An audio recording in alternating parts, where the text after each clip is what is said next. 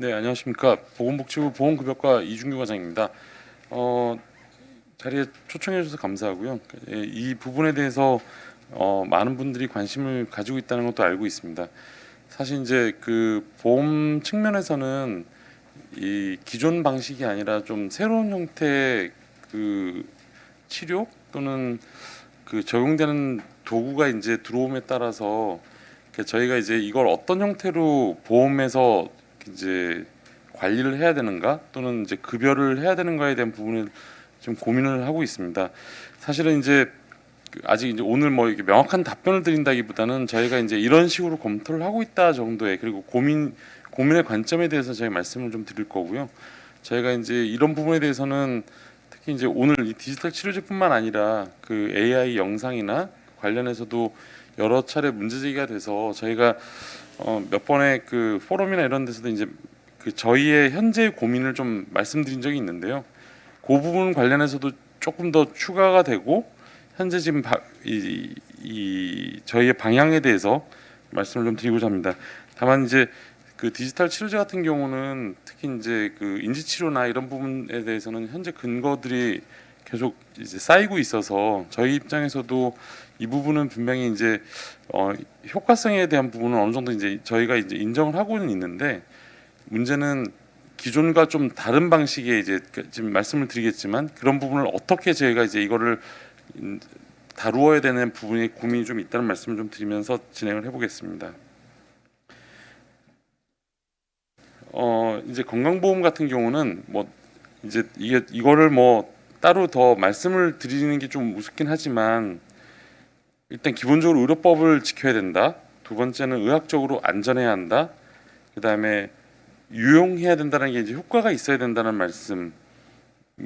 그 이제 이게 기본적인 원칙이어서, 그러니까 이제 그러면 모든 현재 지금 행위 자체가 6천 개 정도 되고, 그다음에 치료제료도 있고, 그다음에 의약품도 있는데 그러면 다 이렇게 되냐라고 말씀하시면, 사실은 이제 저희가 건강보험이 89년에 전 국민 건강보험이 되면 이전부터 그러니까 이제 이런 입증이나 이런 절차가 되기 전에 들어왔던 행위들도 일부 있습니다. 근데 이제 이미 제도가 좀 정비되고 새롭게 들어온 행위들 같은 경우는 최대한 저희가 이 원칙을 지키고자 노력을 하고 있다는 말씀을 좀 드리고요. 그 이제 그 이제 이런 특히 이제 그 이런 개발을 하시는 기업이나 이런 분들은 지금 보시는 이 단계가 다 규제라고 보이실 텐데, 저희 생각에는 이제 그 이게 저희가 이제 일반 그 다른 것도 아니고, 이게 이제 국민들 특히 이제 사람의 몸에 또는 사람한테 직접 작용되는 부분이기 때문에 최대한 안전에 대한 부분을 거칠 수 있는 것이 가장 중요하다라고 판단되기 때문에 이제 이렇게 좀 여러 가지 상황들을 그 단계를 좀 뒀다고 저희 판단하고 있습니다.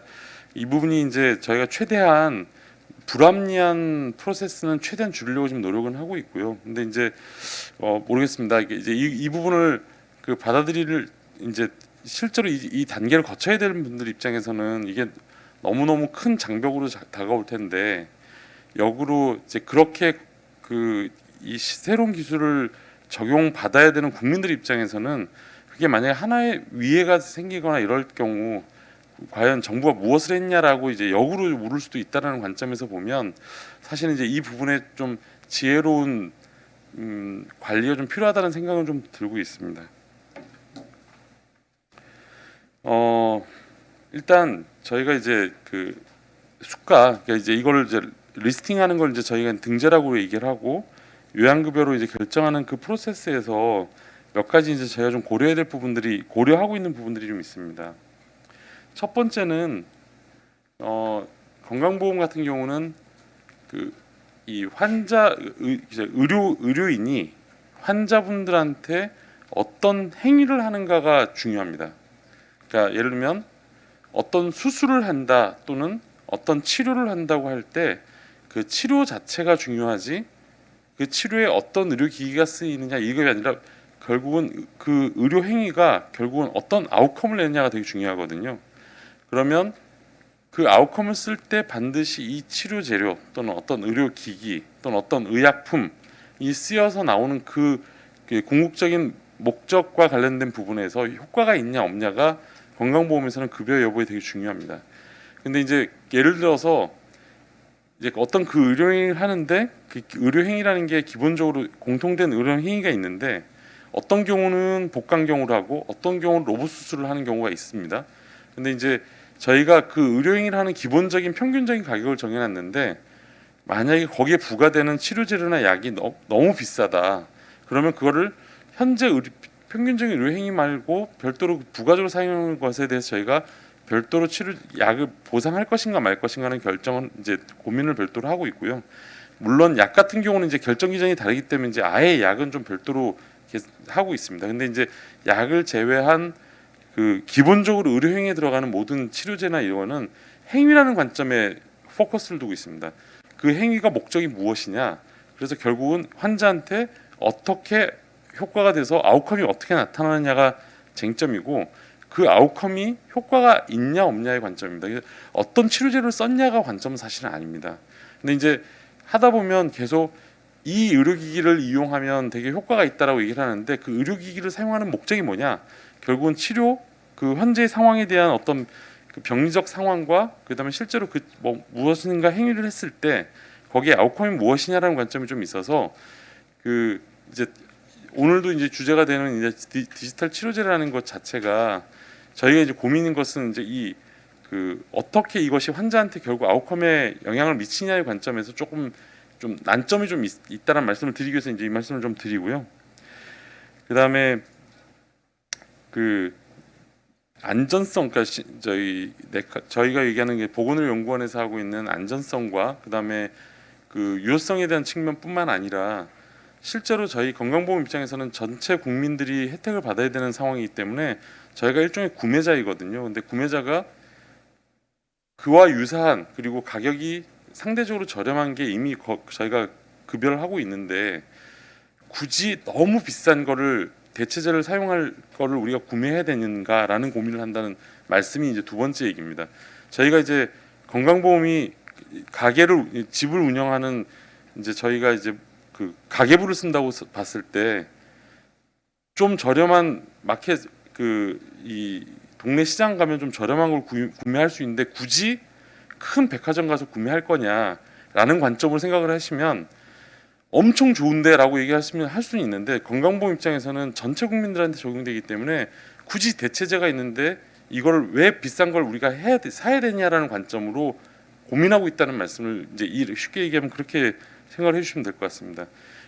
왜냐하면 국민들이 내는 건강보험을 어쨌든 재정 관점에서도 지켜야 되니까 건강에 그렇게 큰 차이가 없는데 너무 비싼 거는 저희가 구매하는 건 그 전체 재정, 그러니까 가게를 운영하는 집의 어떤 가정의 관점에서 보더라도 사실 그렇게 판단하지 않겠습니까? 이게 제 돈이 아니라고 생각하지 않고 이게 이게 집에 있는 돈이라고 생각하면 그러니까 그런 관점에서 좀 고려를 하고 있다는 말씀을 좀 드리고요.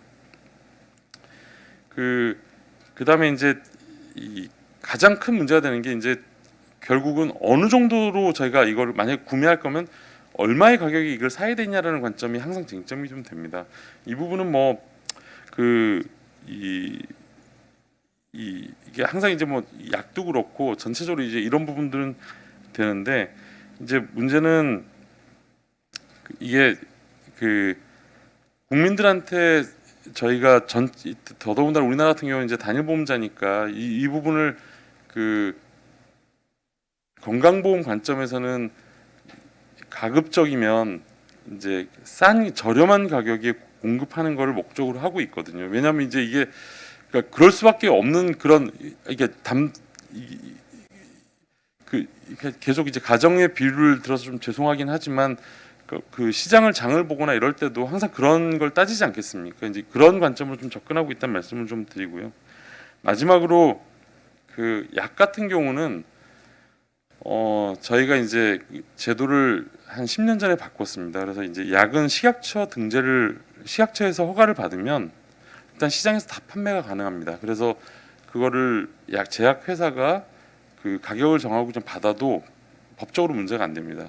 그 약 중에서 건강보험이 골라서 급여를 하는 형태로 됐는데 의료행위하고 치료제로 같은 경우, 그러니까 이제 지금 여기 이제 디지털 치료제도 마찬가지긴 한데 이제 그 현재 이거는 일단 급여가 되지 않으 그러니까 허가를 받아서 사용할 수는 있지만 그거를 비용을 받은 경우는 현재 건강보험법상 문제가 될 수 있습니다. 그 건강보험에서 이거를 급여 또는 비급여로 사용하라라고 결정이 되지 않는 경우는 현재 건강보험법상은 문제가 될 수 있습니다. 사용하는 거는 문제가 되지 않습니다.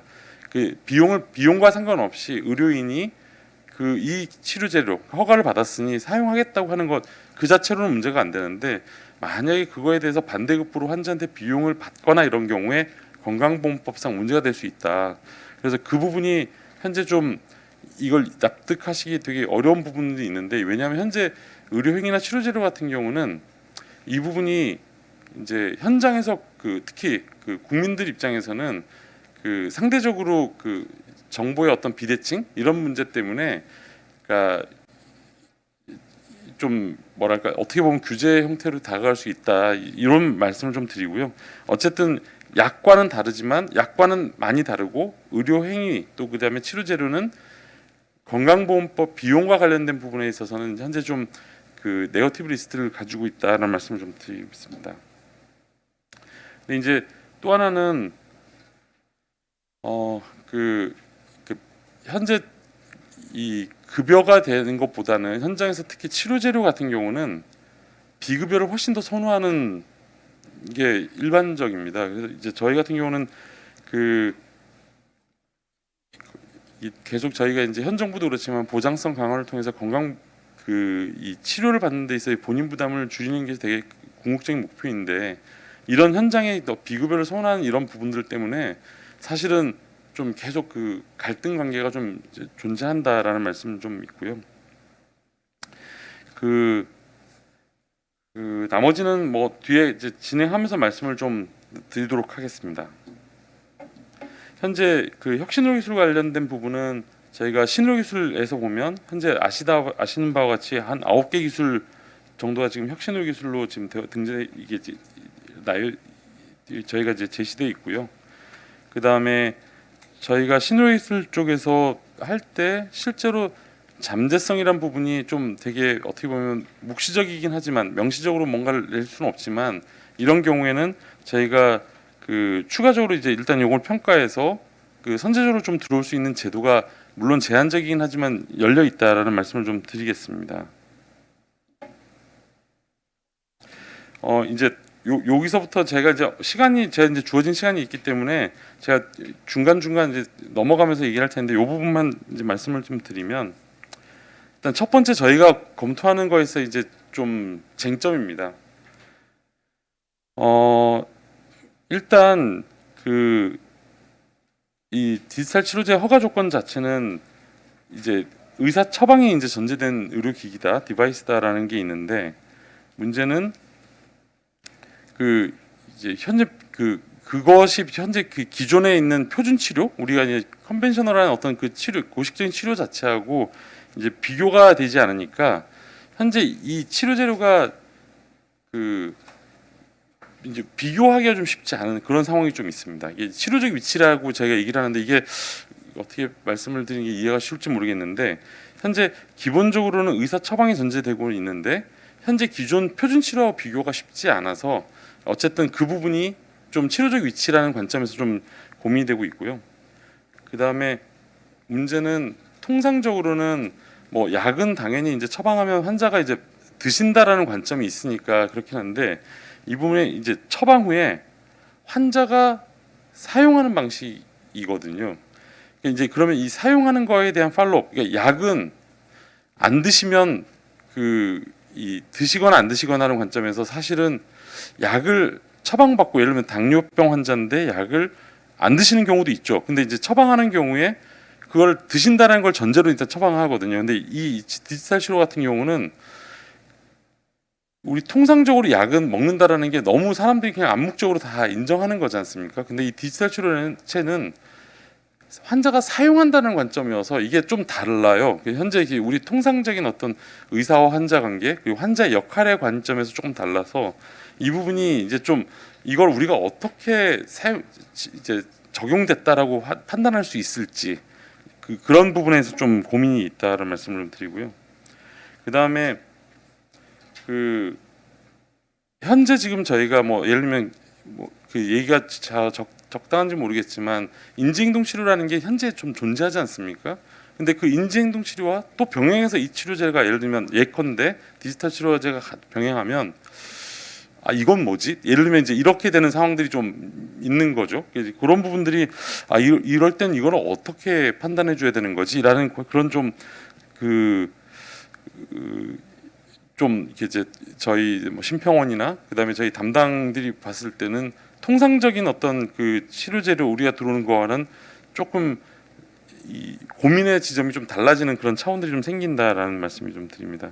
그다음에 또 하나는 이제 그 실제로 아까도 이제 그 팀장님 말씀 주셨지만 이제 비용 측면에서는 또 일반 약이나 또 일반 치료제로만큼 다른 의료기기만큼 비용이 아주 많이 들어가는 건 또 아니어서 또 이걸 또 어떻게 다뤄야 될까, 그러니까 비용을 어떻게 산정해야 될까, 이제 이런 부분들이 고민들이 좀 존재합니다.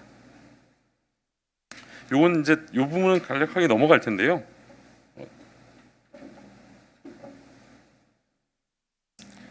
너무 많이 넘어갔는데.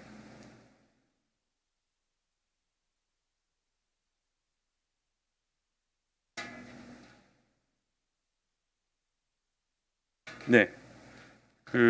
지금 이제 말씀드릴 게 영국하고 독일하고 미국인데요. 기본적으로 일단 첫 번째는 영국하고 그다음에 독일하고는 이제 이런 그 혁신적인 부분들에 대해서 어쨌든 뭔가 좀 평가를 하려고 하곤 했는데 상당히 제한적이고 그다음에 실제로 이렇게 만약에 영국이나 제가 이제 드리고 싶은 말씀은 무조건 허용은 아니다라는 말씀을 좀 드리고 싶어서 그렇습니다. 영국은 이제 우리나라랑 방식이 다른 이제 NHS라고 해서 세금 방식으로 이제 의료 체계를 운영하고 있고, 그렇기 때문에 정부가 허용하지 않으면 실제로 이제 민간 시장이라는 게 물론 민간 의료 영역이 일부 존재하긴 하지만 영국은 NHS가 결정하는 것이 거의 이제 전체를 결정하는 거거든요. 근데 실제로 이제 그 영국 같은 경우에도 이 부분에 대해서 검토는 하고 있는데 상당히 제한적으로 검토는 하고 있다라는 말씀. 하지만 상당히 제한적이다라는 말씀이고, 독일 같은 경우도 이제 실제로 이 제도를 도입하고 있는데 근거를 쌓기 위해서 실제로 그 해당 기업들에게 요구되는 자료가 많다. 그러니까 제가 이제 이 독일 예를 보통 보면 언론에서는 이제 독일에서 이렇게 혁신적인 걸 했다고 얘기는 하시는데 저는 그 후단이 훨씬 더 중요하다고 생각합니다. 오픈을 했는데 이거를 수행하기 위해서 그 기업들이 내야 되는 자료들이나 이런 것들이 어마어마하거든요. 그걸 안 냈을 때 페널티도 있고, 그러면 이걸 사실 이제 이런 경우를 우리가 이렇게 도입했을 때 우리나라가 과연 그 우리나라의 상황에서는 이걸 어떻게 받아들일 것인가라는 측면에서 조금 더, 그래서 제가 사실은 이제 우리 심평원에다가도 요구를 하는 게 그 우리나라 기업에 있는 분들하고도 외국의 사례를 조금 더 같이 공유를 해라, 외국이 어떻게 하고 있는지 공유를 하라고 말씀을 좀 계속 말씀드리는 게, 외국이 다 오픈하고 있는 건 아니다. 상당히 많은 그 제한된 상황에서 관리되는 상황에서 상당히 많은 그 뒤에 후단의 자료들 요구하고 있다. 그러니까 이런 게 되지 않으면 무조건 오픈하고 있는 건 아니다라는 말씀을 사실 드리고 싶어서 외국 예를 지금 제가 말씀드렸고요. 미국 같은 경우는 최근에 이제 그 아시겠지만 MCIT가 사실은 일단 CMS, 그러니까 미국의 그 공보험에서 일단 이걸 철회라고 해야 될까요? 어쨌든 유보를 했습니다.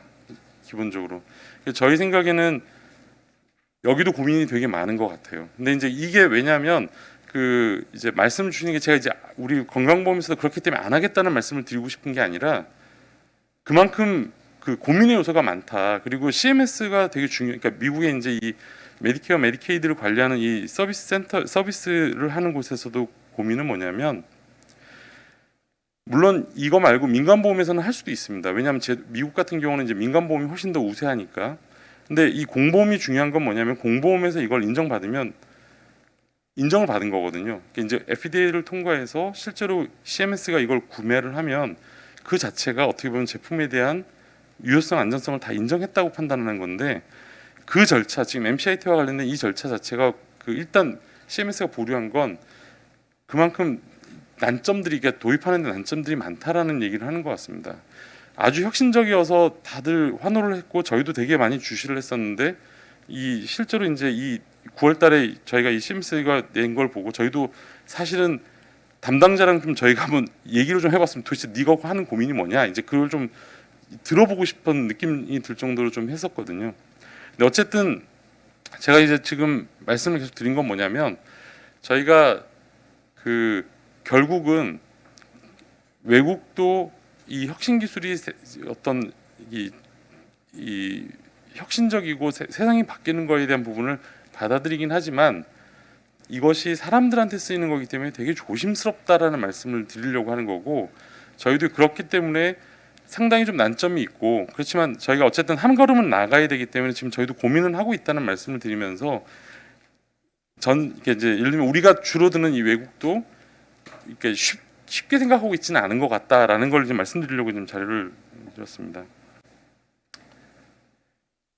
일단 디지털, 이제 시간이 좀 많이 가서 그런데 디지털 치료 같은 경우는 일단 환자가 지금 직접 아까 말씀드린 대로 사용하는 것이기 때문에 실제로 환자가 얼마나 능동적으로 참여할 수 있는가, 이제 이게 실제로 이렇게 하는 것이 얼마나 효과적인가에 대해서는 아직 좀, 왜냐하면 환자가 그러니까 처방은 의사 선생님이 하지만 실제로 사용해야 되고 환자가 사용을 해야 되거든요. 근데 저희가 실제로 그 부분, 그 관계, 우리 약을 처방하면 환자가 먹는다라는 관점만큼 아직 믿음이 명확하지 않은 거예요. 그래서 이 부분에 대한 게 있는가, 치료 대비 이점이 있는가, 아까 말씀드렸던 것처럼 표준 치료와의 관계 측면에서 좀 아직도 좀 명확하지 않은 위치 측면에서 좀 그렇다는 말씀이 있고요.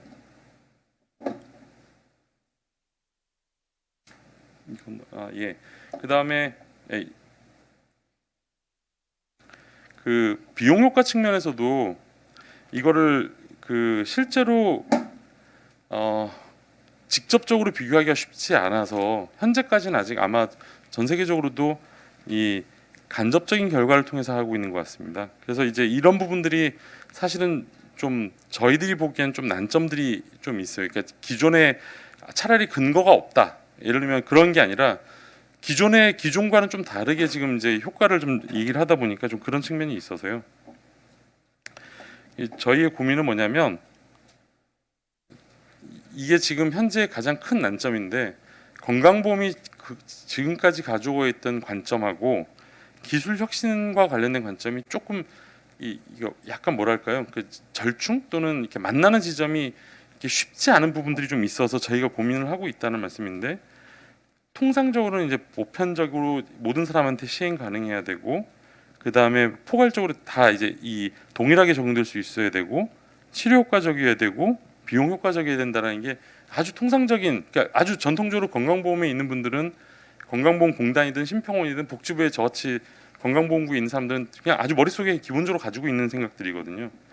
근데 이제 기술 혁신이라는 관점에서 생각하는 분들은 이제 기존과 아주 다르다, 되게 희소성, 특수성에 대한 부분을 얘기하시고, 그 다음에 개인 맞춤이다, 이건 그 사람한테 개개인 맞출 수 있다라는 관점, 그 다음에 이게 기술이 워낙 빨리 발전하니까 지금 당장 해주지 않으면 안 된다라는 부분, 그 다음에 투자 대비 수익의 관점에 이 관점을 되게 많이 주장을 하십니다. 근데 사실 이 두 개가 건강보험이 사실은 이 두 개의 관점을 사실 절충하기가 좀 쉽지 않으니까 계속 이제 저희가 갈등이 생기고 이제 그런 상황이 생기는 것 같습니다.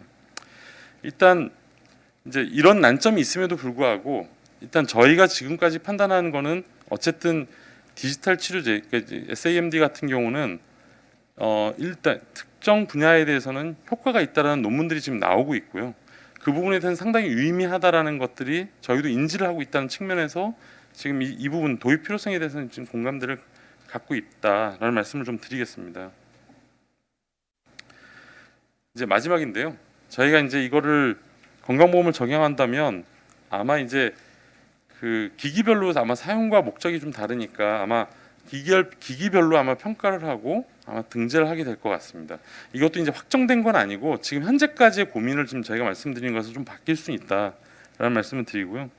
그 다음에 아직 이제 이게 저희가 건강보험이 구매할 만큼의 그 밸류가 명확하지 않으니까 그 혁신의료 기술 관점에서의 단계로 적용하는 것. 그러니까 무슨 말이냐면 통상적인 일반적인 급여가 아니라 약간은 좀 단서가 달린 조건부 형태로 갈 가능성에 대한 부분을 좀 갈 가능성이 있다라는 거고요.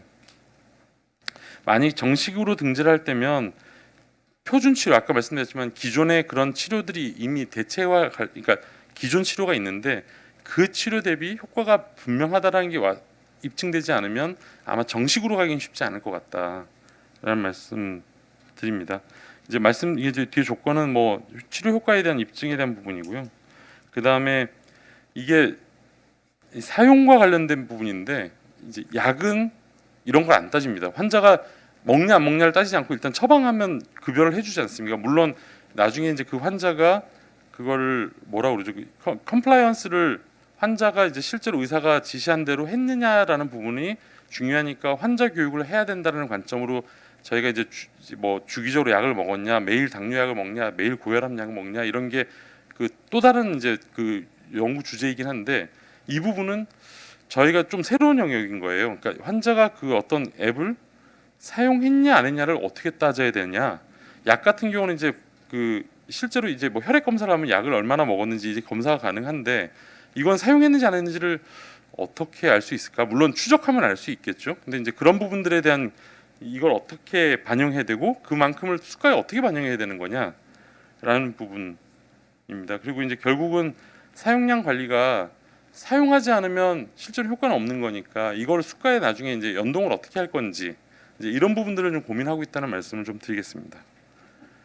네, 이상입니다.